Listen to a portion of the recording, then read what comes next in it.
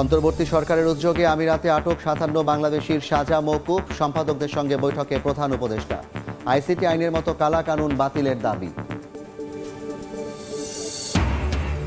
৫ মামলায় খালাস পেলেন বেগম খালেদা জিয়া। সাক্ষী না আসায় নাইকো মামলার শুনানি পিছিয়ে এবং অবৈধ অস্ত্র জমা দেওয়ার শেষ দিন আজ। মধ্যরাত থেকে শুরু হচ্ছে অভিযান, ছাড় পাবে না মাদক কারবারিরাও, জানালেন স্বরাষ্ট্র উপদেষ্টা।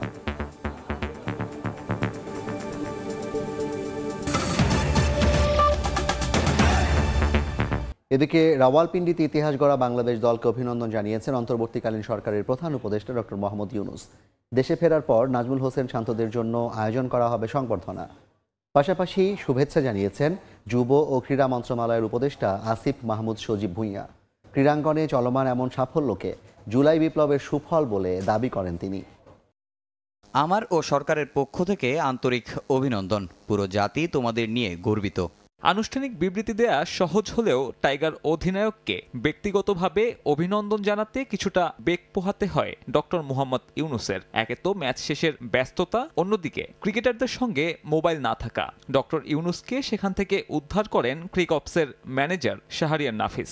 দেশে একটা বিশেষ পরিস্থিতির মধ্যে দিয়ে যাচ্ছে, যেখানে একটা দেশ গঠন সংস্কারের কথা হচ্ছে, এরকম একটা সিচুয়েশনে বাংলাদেশ দলের এই অর্জন আমি বিশ্বাস করি বাংলাদেশের নাগরিকদের মধ্যে, বাংলাদেশকে যারা ভালোবাসেন, বাংলাদেশের সমস্ত নাগরিকের মধ্যে একটা একতা তৈরি করার একটা শক্তি হিসেবে কাজ করবে বলে আমি মনে করি।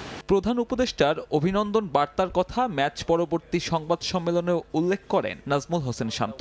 দেশে ফেরার পর গোটা দলকে সংবর্ধনা দেবেন অন্তর্বর্তীকালীন সরকার প্রধান। হ্যাঁ, আমাদের ডক্টর ইউনূস স্যার কল করেছিলেন, কংগ্রেচুলেশন জানিয়েছেন টিমের সবাইকে। ওনারা অনেক খুশি এবং দেশে আসলে দেখা করতে চেয়েছেন পুরো টিমের সাথে। এদিকে বাংলাদেশ দলকে অভিনন্দন জানিয়েছেন যুব ও ক্রীড়া উপদেষ্টা আসিফ মাহমুদ সজীব। ক্রীড়াঙ্গনের ক্রমাগত সাফল্যকে জুলাই বিপ্লবের গণঅভ্যুত্থানের সুফল বলে উল্লেখ করেন তিনি। পাশাপাশি দুর্নীতি ও রাজনীতি মুক্ত ক্রীড়াক্ষেত্রের জন্য সরকারের বর্তমান প্রচেষ্টার কথাও উল্লেখ করেছেন। আমরা বাংলাদেশ জাতীয় দলের সকল খেলোয়াড়, কোচ সহ অফিসিয়ালসদের অভিনন্দন এবং শুভেচ্ছা জানাচ্ছি। দেশের এই ক্রান্তি লগ্নে এই খবর দেশের জনগণের মনে কিছুটা হলেও স্বস্তির সঞ্চার করবে। আমরা ক্রীড়াঙ্গন থেকে এরকম আরও সুখবর পেতে চাই এবং তার জন্য ক্রীড়াঙ্গনকে সুষ্ঠুভাবে সুন্দরভাবে গড়ে তোলার জন্য আমরা কাজ করে যাব। অন্য প্রসঙ্গ, বাংলাদেশের অন্তর্বর্তী সরকারের আহ্বানে সাড়া দিল সংযুক্ত আরব আমিরাত। কোটা আন্দোলনের পক্ষে বিক্ষোভ করায় আটক ৫৭ বাংলাদেশির সাজা মওকুফ করেছে দেশটি। তাদের দেশে পাঠানোর নির্দেশ দিয়েছেন দেশটির প্রেসিডেন্ট শেখ মোহাম্মদ বিন জায়েদ আল নাহিয়ান। তাদের দেশে ফেরাতে পররাষ্ট্র মন্ত্রণালয় কাজ করবে বলে জানান প্রধান উপদেষ্টার প্রেস সচিব। এর আগে এসব প্রবাসীদের প্রতি কোনো সহানুভূতি নেই বলে জানিয়েছিলেন শেখ হাসিনা সরকার। অন্তর্বর্তীকালীন সরকার দায়িত্ব গ্রহণের পর বিষয়টি নিয়ে ইউএইর প্রেসিডেন্টের সঙ্গে সরাসরি কথা বলেন প্রধান উপদেষ্টা ডক্টর মোহাম্মদ ইউনূস। 1 মাসেরও কম সময়ের মধ্যে এই ৫৭ জনের শাস্তি মওকুফ করলেন আমিরাতের প্রেসিডেন্ট। মঙ্গলবার সরকারকে সিদ্ধান্তটি জানায় আরব আমিরাত। প্রধান উপদেষ্টা ইউএইর আমিরকে, ইউএইর প্রেসিডেন্টকে অনুরোধ করেছিলেন তাদেরকে যেন ক্ষমা করে দেওয়া হয়, তো উনি ওনার কথাটা রেখেছেন। এই ৫৭ জন বাংলাদেশিকে দেশে ফেরত আনার বিষয়ে পররাষ্ট্র মন্ত্রণালয় কাজ করবে বলে জানান প্রধান উপদেষ্টার প্রেস সচিব। ছাত্র জনতার আন্দোলন আমাদেরকে। তাজওয়ার মাহমিদ, সময় সংবাদ, ঢাকা।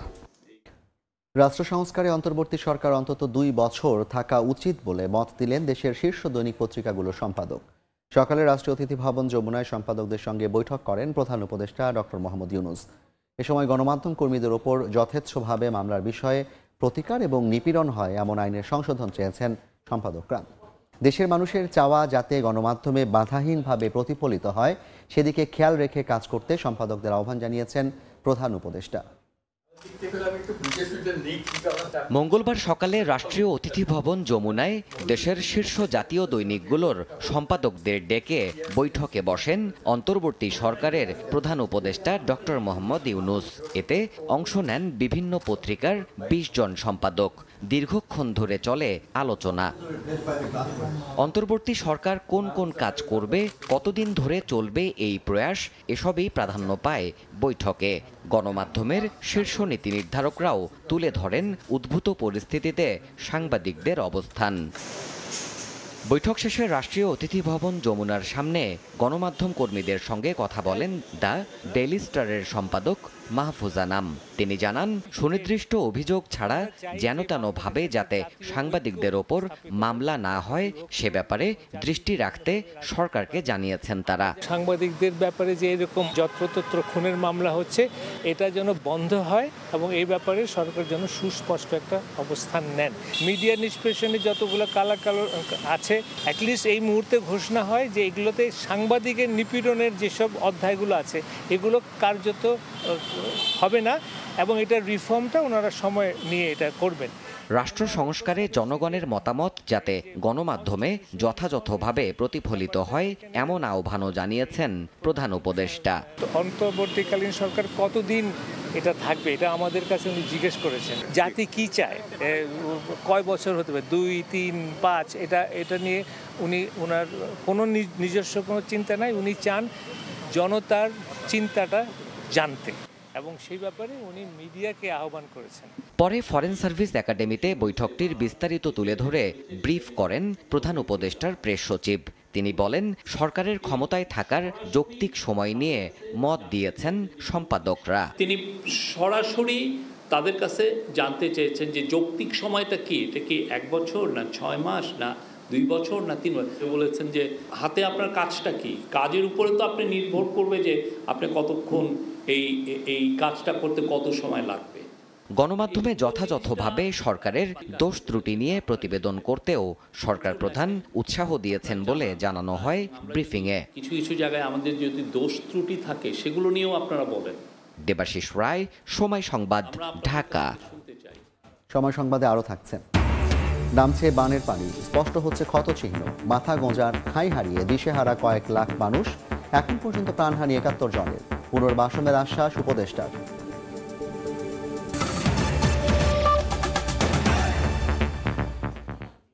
মুক্তিযোদ্ধার সংখ্যা ও নিজের জন্মদিন নিয়ে 5 মামলায় খালাস পেলেন বিএনপি চেয়ারপারসন বেগম খালেদা জিয়া। সকালে এ রায় দেন ঢাকার সিএমএম আদালত। বেগম জিয়ার আইনজীবী বলেন, 4 বছর আগে বাদীর মৃত্যু হলেও হয়রানির জন্য ঝুলিয়ে রাখা হয়েছিল মামলাগুলো। এছাড়া আদালতে সাক্ষী উপস্থিত না হওয়ায় নাইকো দুর্নীতি মামলার শুনানি পিছিয়ে 8 সেপ্টেম্বর ধার্য করা হয়েছে। বিএনপি চেয়ারপারসন বেগম খালেদা জিয়ার বিরুদ্ধে 31টি মামলা হয় শেখ হাসিনার সরকারের সময়ে। মামলাগুলোকে রাজনৈতিক হয়রানিমূলক বলে শুরু থেকেই দাবি করে আসছে দলটি। যদিও দুর্নীতির মামলায় বেগম জিয়া কারাগারে যাওয়ার পর থমকে যায় এ সময় মামলার বিচারিক প্রক্রিয়া। 5 আগস্ট শেখ হাসিনার সরকারের পতনের পরদিন দুর্নীতির 2 মামলা থেকে মুক্তি দেয়া হয় বিএনপি নেত্রীকে। এরপর বাকি মামলাগুলো থেকে মুক্তির আইনি প্রক্রিয়া শুরু করে দলটি।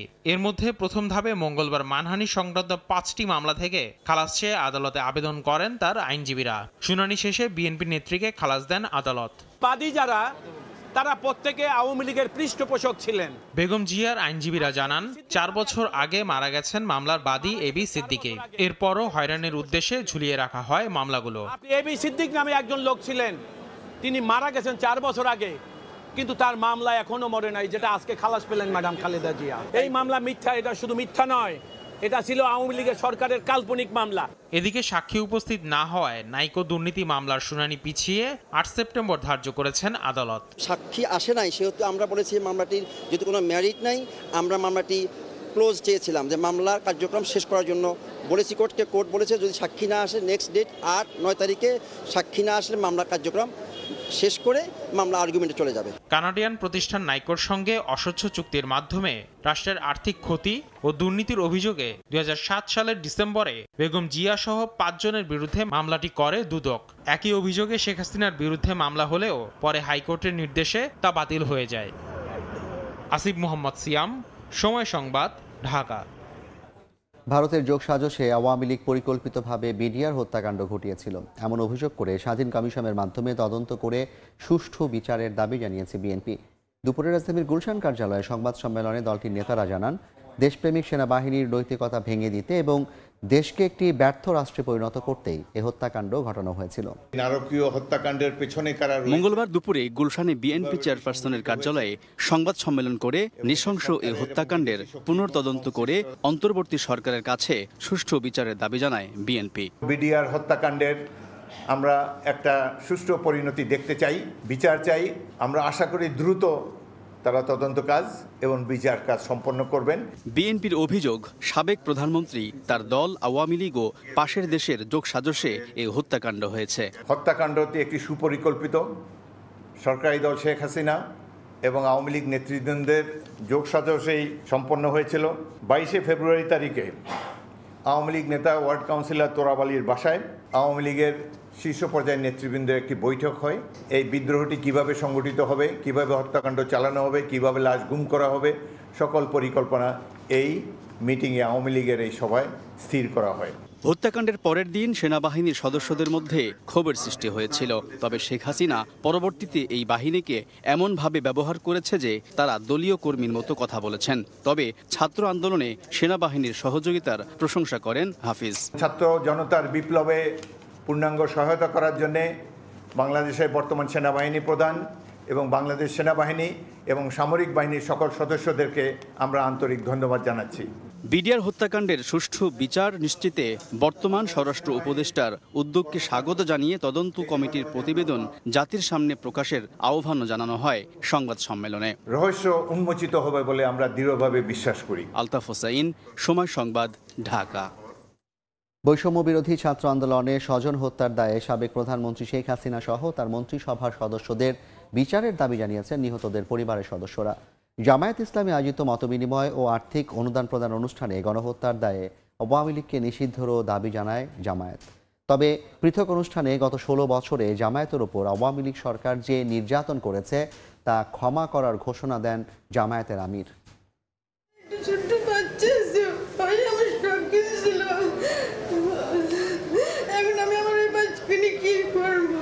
কেউ হারিয়েছেন সন্তান, কেউ ভাই, কেউ স্বামী, কেউ আবার হারিয়েছেন বাবা। তাই তো স্বজন হারানোর বুক ফাটা আর্তনাদে আহাজারিতে ভারী চারপাশ। উনি একমাত্র আমাদের সংসারের ভরসা ছিলেন। আমরা পুরো ইতিম, আমাদের একটা ভাই একদম ছোট। আমি আমার বাবার খুনিদের বিচার চাই। প্রিয়জন হারানোর যন্ত্রণায় অনেকে হারিয়েছেন অনুভূতি প্রকাশের ভাষাও। আমি মা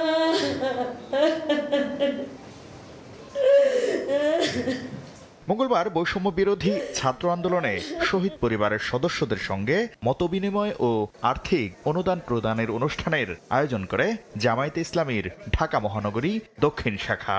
স্বজন হত্যার দায়ে সাবেক প্রধানমন্ত্রী শেখ হাসিনা সহ তার মন্ত্রিসভার সদস্যদের বিচারের দাবি জানান তারা।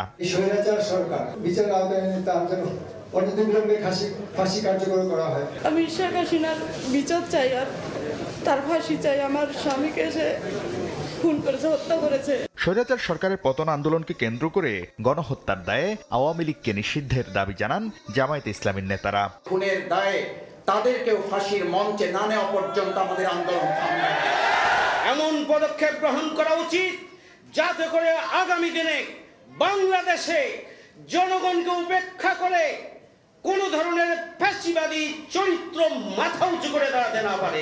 এদিকে দুপুরে রাজধানীর বিজয় সরণির এক রেস্টুরেন্টে মহানগর উত্তর জামায়াত ইসলামী আয়োজিত সিনিয়র সাংবাদিকদের সঙ্গে মত বিনিময় সভায় দলটির আমির ডাক্তার শফিকুর রহমান গত 16 বছরে জামায়াতের উপর আওয়ামী লীগ যে নির্যাতন করেছে তা ক্ষমা করে দেওয়ার ঘোষণা দেন। দল হিসাবে আমাদের উপরে যা করা হয়েছে, এই জুলুম শব্দ বলতেও আমার কষ্ট লাগে, যা করা হয়েছে আমরা আল্লাহর রাস্তায় তা ক্ষমা করে দিলাম। তবে ভিকটিম হিসেবে কেউ বিচার প্রত্যাশী হলে তাকে স্বচ্ছ আইনি প্রক্রিয়া নিশ্চিতে সহায়তার কথা জানায় জামায়াত। কোনো ভিকটিম কিংবা ভিকটিম ফ্যামিলি তারা যদি সুনির্দিষ্ট অপরাধের প্রতিকার চেয়ে আইনের আশ্রয় নেয়, আমরা তাদেরকেও সাহায্য করব। শাকির আহমেদ, সময় সংবাদ, ঢাকা। রাজধানী জুড়ে ফার্মেসিতে দেদারসে বিক্রি হচ্ছে কিডনি রোগের নকল ইনজেকশন, যা রোগীকে করে তুলছে আরও অসুস্থ। ইনসেপ্টা কোম্পানির তৈরি E-পয়েটিন নামক ইনজেকশনটির আসলের সঙ্গে নকলটিও বিক্রি করছে ইনসেপ্টার বিপণন প্রতিনিধি। সময় সংবাদের অনুসন্ধানে এমন চিত্র উঠে এলেও ভেজালের দায় নিতে নারাজ ইনসেপ্টা। মহির মারুফ ও আবু সাইদ নিশানকে নিয়ে জিনাদারা যশোয়ার রিপোর্ট। ক্যামেরায় ছিলেন সোহেল কোরেশি। কিডনি সমস্যায় ভুগতে থাকা রশিদা বেগমকে E-পয়েটিন ইনজেকশন প্রয়োগ করার পর আরও অসুস্থ হয়ে পড়েন তিনি। দেখি 2 পা একসঙ্গে রাখতে পারতেছে না, খুব ছটফট করতেছে। ভুক্তভোগীর ছেলের অভিযোগ, যোগাযোগ করা হলে বিষয়টি চেপে যেতে টাকার লোভ দেখায় রাজধানীর গুলশানের তামান্না ফার্মেসি। তবে প্রমাণ দেখাতে না পারলেও ফার্মেসি মালিকের দাবি, তাদের কাছেই বরং চাওয়া হয়েছিল টাকা। তামান্না ফার্মেসি থেকে আমি এটা খরিদ করি। মোট কথা ওনারা টাকা পয়সা দিয়ে আমাদেরকে ম্যানেজ করার চেষ্টা করে। যে লোক ভিকটিম 4 মাস, আমার ম্যানেজারে বলছে 5 লাখ টাকা দিতে হবে। ইনসেপ্টার থেকে আমরা মালটা তুলছি। সত্যি কি ইনজেকশনটি নকল? মোড়ক দেখে সহজে চেনার উপায় নেই। খেয়াল করলে দেখা যায় ইনসেপ্টার তৈরি আসলটির প্যাকেট খোলার অংশে বাংলায় লেখা নামের এক কোণে একটি আর বর্ণ রয়েছে, নকলটিতে রয়েছে 2টি আর। এবার খুঁজবো নকলটি আসছে কোথা থেকে। ক্রেতা সেজে লাস ফার্মার বনশ্রী শাখায় গিয়ে মেলে আসল এবং নকল 2 ধরনের ইপোয়েটিন। রশিদেও মেলে পার্থক্য। নিউক্লিয়ারের ওদের হচ্ছে 2 রকমের ইনভার্স, একটা হচ্ছে নিউক্লিয়ার হাইজিনের আর একটা হচ্ছে নিউক্লিয়ার ইনসেপ্টার। এটাও হচ্ছে ওদের দায়। লাস ফার্মা এমন জালিয়াতির দায় চাপায় ইনসেপ্টার বিপণন কর্মীর ওপর। আপনাকে কি 2টা ঔষধই একজন ব্যক্তি দিচ্ছে? না ম্যাম, এখানে হচ্ছে যে ইনসেপ্টার অনেক আমার আছে, ঠিক আছে, বিভিন্ন সময় বিভিন্ন লোক আসে অর্ডার কাটে। লাস ফার্মার কর্মীদের সহায়তায় সুনীল হালদার নামে ইনসেপ্টার ওই কর্মীকে খুঁজে পায় সময় সংবাদ। তার বাসায় মেলে নকল ইপোয়েটিন। দায় এড়াতে সুনীল নেন নানা গোজামিলের আশ্রয়। এই 2টার রহস্য কি? এটা আপা প্রিন্টিং এর বেস। আপনি তো ইনসেপ্টার থেকেই আনছেন। সেটার জন্য তো আপনার একটা ছাড়পত্র লাগছে, কাগজ লাগছে। আপনি চাইলে না দিয়ে দিলে এরকম তো হয় না। এটা আমি সরাসরি শুনেন, এই ওষুধ আমি মেডিকেল থেকে আসছে। আমি আমাদের মুগ্ধা মেডিকেলের সামনে যে একটা দোকানের ওরা রাখে, ওইখান থেকে নিয়ে এসেছি। মুগ্ধা মেডিকেলের সামনের যেই ফার্মেসি থেকে সুনীল নকল ইনজেকশন কিনেছেন, তাদের দাবি ইনসেপ্টার বিপণন কর্মী ভুয়া ইপোয়েটিন তাদের কাছে সরবরাহ করছেন। ইনসেপ্টার যে আছে ওনার নাম উত্তম নাম আর কি, ওনারই কলিগ কাছে সারা লোক যদি না জানে, ধরেন আপনার ইনসেপ্টার তো 100% জানে, কারণ আপনারা আমি জীবনে তো প্রথম জানি হলো আর ডাবল আর, আমিও তো কখনো জানতাম না। আপনার ওষুধগুলো কে দেয়? ক্রেতা সেজে শাহবাগ এলাকায় সময় সংবাদ। এবার ফার্মেসির কর্মীর সহযোগিতায় প্রশ্নের মুখোমুখি ইনসেপ্টার এক বিপণন প্রতিনিধি। নকল ইনজেকশন ইনসেপ্টার থেকেই দেয়া হয় জানিয়ে ওই মুহূর্তেই উধাও তিনি। ইনসেপ্টার আপনাকে এই ঔষধটাই দিছে, তাই? হ্যাঁ, এই যে যেখানে পেছনে ডাবল আর লেখা, এটা জি আমি ইনসেপ্টার প্রোডাক্টই দিছি। হ্যাঁ, ইনসেপ্টার কোথা থেকে আনছেন? আমাদের অফিসের প্রোডাক্ট। তার কোনো প্রমাণ আপনার কাছে এখন নেই? আমি দিতে পারবো, আমার অফিস ইনভয়েস তো অবশ্যই আছে। নকল ওষুধ কোথা থেকে বাজারে আসছে তা খতিয়ে দেখার আশ্বাস দিয়েছে ইনসেপ্টা। ডাবল আর আপনাদের যে সন্দেহ যেটা নিয়ে উৎপত্তি, এবং সন্দেহটা মানে কোনোভাবেই অমূলক না। ফার্মেসি এবং কোম্পানি উভয় পক্ষই জড়িত থাকার সম্ভাবনা আছে। প্রতিরোধের ব্যাপারে যত দূর পর্যন্ত যাওয়া লাগে সেই পর্যন্ত যাব। সময় সংবাদের থেকে পাওয়া তথ্যে অভিযানে মাঠে নামার কথা জানিয়েছে ওষুধ প্রশাসন অধিদপ্তর। সারা বাংলাদেশে আমাদের 52টা অফিস আছে, সেইখানে আমাদের অ্যাসিস্ট্যান্ট ডাইরেক্টররা কাজ করতেছে, তাদেরও আমরা জানিয়ে দিব যে এই ওষুধটা যেখানে পাওয়া যাবে সেখান থেকে যেন উদ্ধার করা হয় এবং আইনানুগ ব্যবস্থা গ্রহণ করা হয়। আশঙ্কার বিষয় হচ্ছে রাজধানী ছাড়াও দেশের আর কোন কোন জেলায় এই নকল ইপোয়েটিন ছড়িয়ে গেছে। তবে সব ছাপিয়ে একটি প্রশ্ন থাকে, যে ঔষধকে মানুষ জীবন বাঁচানোর জন্য ব্যবহার করে, সেই ঔষধে যদি তাকে মৃত্যুর দিকে ধাবিত করে, তাহলে মানুষ বাঁচার আশা পাবে কি করে? চিন্তাতারা যশোয়া, সময় সংবাদ, ঢাকা। ঢাকা মেডিকেল কলেজ হাসপাতালে চিকিৎসকদের মারধরের প্রতিবাদে সারা দেশে ডাকা কর্মবিরতি থেকে পুরোপুরি সরে এসেছেন ডাক্তাররা। স্বাস্থ্য সচিবের সঙ্গে সাক্ষাতের পর স্বাস্থ্য সুরক্ষা আইন ও স্বাস্থ্য পুলিশ নিয়োগের আশ্বাস পেয়ে তারা এই সিদ্ধান্ত নেন।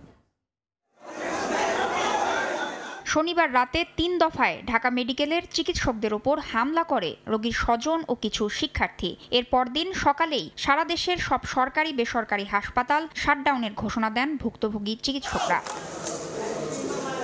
তবে ওই দিন রাতেই চালু করে দেওয়া হয় জরুরি বিভাগ। মঙ্গলবার চলে আউটডোর সীমিত পরিসরে চিকিৎসা কার্যক্রম। এদিন স্বাস্থ্য সচিবের সঙ্গে সাক্ষাতের পর স্বাস্থ্য সুরক্ষা আইন ও স্বাস্থ্য পুলিশ নিয়োগের আশ্বাসে সব ধরনের কর্মসূচি থেকে সরে এলেন চিকিৎসকরা। বুধবার থেকে সব হাসপাতালে চলবে পুরোদমে চিকিৎসা সেবা। আগামীকাল থেকে পুরোদমে প্রত্যেকটা ডিপার্টমেন্টে কাজ চলমান থাকবে ইনশাআল্লাহ। হামলাকারীদের কয়েকজনকে গ্রেপ্তার করায় এবং হাসপাতালগুলোতে আইন শৃঙ্খলা বাহিনী মোতায়েন করায় সন্তুষ্টি প্রকাশ করেন চিকিৎসকরা। বাংলাদেশের সেনাবাহিনী, বিজিবি, পুলিশ, আনসার সহ সকল আইন শৃঙ্খলা বাহিনীর সদস্যদের প্রতি কৃতজ্ঞ, যারা আমাদেরকে নিরাপত্তা দিয়েছেন। আমরা আশা করি ভবিষ্যতেও আমাদের ডাক্তারদের যৌক্তিক যে কোনো আন্দোলনে আপনাদেরকে পাশে পাবো। চিকিৎসকদের উপর হামলার ঘটনায় মঙ্গলবার পর্যন্ত 2 আসামিকে গ্রেফতার করেছে আইন শৃঙ্খলা বাহিনী। তাসনিয়া নিশাত, মিম, সময় সংবাদ, ঢাকা। অবৈধ অস্ত্র জমা দেওয়ার শেষ দিন আজ রাত 12টা থেকে অবৈধ অস্ত্র উদ্ধারে অভিযান শুরু হবে। দুপুরে সচিবালয়ে একথা জানান স্বরাষ্ট্র উপদেষ্টা। সকালে সচিবালয়ে আইন শৃঙ্খলা রক্ষা সংক্রান্ত উপদেষ্টা কমিটির প্রথম বৈঠকে উঠে আসে অবৈধ অস্ত্র জমা দেওয়ার বিষয়টি। বৈঠক শেষে স্বরাষ্ট্র উপদেষ্টা জানান, অস্ত্র জমা দেওয়ার সময়সীমা শেষ হওয়ায় মঙ্গলবার রাত 12টা থেকেই সব ধরনের অস্ত্র উদ্ধারে যৌথ অভিযান শুরু হবে। আইন শৃঙ্খলা পরিস্থিতি কিভাবে আরও উন্নতি করা যায় এবং এই ব্যাপারে আমরা কিছু কিছু পদক্ষেপও নিব। শেষ হয়ে যাচ্ছে অবৈধ বা বৈধ সব অস্ত্র জমা দেওয়ার শেষ তারিখ। রাত 12টা থেকে আমাদের যৌথ বাহিনীর অপারেশন শুরু হবে হাতিয়ার কালেকশনের জন্য। আমি এই ব্যাপারেও আপনাদের সহযোগিতা চাচ্ছি যেন আমরা অবৈধ অস্ত্রগুলি কালেক্ট করতে পারি। দেশের মাদক নিয়ন্ত্রণে ব্যবস্থা নেয়া, মিয়ানমার সীমান্তে আইন শৃঙ্খলা আরও শক্তিশালী করার পাশাপাশি সনাতন ধর্মাবলম্বীদের আসন্ন দুর্গাপূজায় নিরাপত্তা নিশ্চিতে পদক্ষেপ নেয়ার কথাও জানান উপদেষ্টা। মাদক নিয়ন্ত্রণটা আমাদের জন্য খুবই জরুরি, এই জন্য আমরা বিভিন্ন ধরনের পদক্ষেপ নিতে যাচ্ছি। মাদকের গডফাদারদের যেন আমরা আইনের আওতায় আনতে পারি। আসন্ন দুর্গাপূজাটা যেন সুষ্ঠুভাবে হতে পারে, এই জন্য আমরা বিভিন্ন ধরনের পদক্ষেপ নিচ্ছি এবং আমরা আশা করছি যে পূজাটা খুব ভালোভাবে হয়ে যাবে, কোথাও কোনো ধরনের কোনো সমস্যা হবে না। অস্ত্র উদ্ধার সহ সব বিষয়ে সরকারের পদক্ষেপ সবাই দেখতে পাবে বলেও মন্তব্য করেন স্বরাষ্ট্র উপদেষ্টা। প্রসূন আশিস, সময় সংবাদ, ঢাকা। দেশের সব পর্যায়ে চাকরিতে আবেদনের বয়সসীমা 35 করার দাবিতে সেমিনার করেছে 35 প্রত্যাশী সাধারণ শিক্ষার্থী সমন্বয় পরিষদ। মঙ্গলবার বিকেলে জাতীয় প্রেস ক্লাবের ভিআইপি লাউঞ্জে সেমিনারে বয়সসীমা 35 করার ব্যাপারে যৌক্তিকতা তুলে ধরেন বক্তারা। তারা বলেন, বর্তমানে চাকরি প্রার্থীদের সঙ্গে বিদ্যমান বৈষম্য দূর করতে হবে। আবেদনের সব বয়সসীমা 30 থাকায় দেশে দক্ষ জনবল গবেষক গড়ে উঠছে না বলেও মত দেন বক্তারা। এ সময় প্রথম ও দ্বিতীয় শ্রেণীর নিয়োগের ক্ষেত্রে আবেদনের বয়সসীমা 35, তৃতীয় চতুর্থ শ্রেণীর ক্ষেত্রে 40 এবং শিক্ষক, স্বাস্থ্য, চিকিৎসা, আইসিটি, জুডিশিয়ারি, ব্যাংক, বিমা সহ অন্যান্য ক্ষেত্রে উন্মুক্ত করার দাবি জানানো হয়। 35-এর আন্দোলন কেন করতে হচ্ছে? যে দেশে যদি ইউরোপে কি 35-এর আন্দোলন হয়, কারণ ওখানে 21-22-এর পরে থেকেও বেকার থাকে না। তাহলে আমার দেশের তরুণ তরুণীরা 21-22-এর পরে কেন বেকার থাকবে? নতুন বাংলাদেশের প্রত্যেকটা রন্ধ্রে রন্ধ্রে যে বৈষম্যের ছোপ পড়ে আছে, এই ছোপ রক্তমাখা বৈষম্যগুলোকে আমরা খুলে ফেলবো এবং নতুন গণপ্রজাতান্ত্রিক বাংলাদেশ গড়ব। নারী চিকিৎসককে ধর্ষণ ও খুনের ঘটনার অভিনব প্রতিবাদের সাক্ষী হল তিলোত্তমা কলকাতা। শহরের গুরুত্বপূর্ণ ইএম বাইপাসে 12 কিলোমিটার দীর্ঘ রাস্তায় মানববন্ধন কর্মসূচিতে সামিল হলেন সাধারণ নাগরিকরা। বিস্তারিত জানাচ্ছেন সুব্রত আচার্য, ছবি তুলেছেন বিশ্বজিৎ দাস। নারী চিকিৎসককে ধর্ষণ ও খুনের ঘটনায় উত্তাল ভারতের কলকাতা। ঘটনার 25তম দিনেও সাক্ষী হল বিরলতম প্রতিবাদের। মঙ্গলবার বিকেলে কলকাতার মেট্রোপলিটন বাইপাস সড়কের বেলেঘাটা থেকে পাটুলি প্রায় 12 কিলোমিটার এলাকায় অহিংস মানববন্ধন কর্মসূচিতে সামিল হয়েছিলেন হাজার হাজার সাধারণ মানুষ। আমি অনেক বয়স্ক, তবু আজকে আমার ভয় করছে, লজ্জা করছে যে এই কলকাতা শহর আমার। সাধারণ মানুষ হিসেবে আমার যেটা মনে হয়েছে যে আমি পরাধীন ভারতবর্ষে আছি। আসল যারা অপরাধী তারা যেন ধরা পড়ে, তারা যেন শাস্তি পায়। এর আগে কলকাতার পুলিশ কমিশনার বিনীত গোয়েলের সঙ্গে দেখা করে তার পদত্যাগের 5 দফা দাবি জানিয়ে পুলিশের সদর দপ্তর লালবাজার অভিযানের শান্তিপূর্ণ অবস্থান ধর্মঘট শেষ করেন জুনিয়র চিকিৎসকরা। আরজিকর কাণ্ডের পর সবচেয়ে আলোচিত চিকিৎসক সন্দীপ ঘোষকে মঙ্গলবার আলিপুর আদালতে তোলা হলে সেখানে আইনজীবীদের বিক্ষোভের মুখে পড়েন তিনি। সিবিআই 10 দিনের রিমান্ড চাইলে আদালত 8 দিনের রিমান্ড মঞ্জুর করেন। স্বাস্থ্য দপ্তর থেকে, প্রশাসনের দপ্তর থেকে সমস্ত দপ্তরে যাতে এই উন্মোচিত হয় এবং প্রকৃত দোষীরা যাতে সর্বোচ্চ সাজা পায়। এদিন ধর্ষকের কঠিনতম সাজা নিশ্চিত করে পশ্চিমবঙ্গ রাজ্য সরকার অপরাজিতা 2024 নামে একটি বিল পাশ করে। বিরোধী বিজেপি এই বিলে সমর্থন করে। সুব্রত আচার্য, সময় সংবাদ, ভারত। সময় সংবাদের শীর্ষ সংবাদগুলো জানিয়ে দিচ্ছে আরেকবার। অন্তর্বর্তী সরকারের উদ্যোগে আমিরাতে আটক 57 বাংলাদেশি সাজা মওকুফ। সম্পাদকদের সঙ্গে বৈঠকে প্রধান উপদেষ্টা। আইসিটি আইনের মতো কালা কানুন বাতিলের দাবি। এবং 5 মামলায় খালাস পেলেন বেগম খালেদা জিয়া। সাক্ষী না আসায় নাইকো মামলার শুনানি পিছিয়ে 8 সেপ্টেম্বর। স্বাধীন কমিশন করে বিডিআর হত্যাকাণ্ডের বিচার দাবি বিএনপির।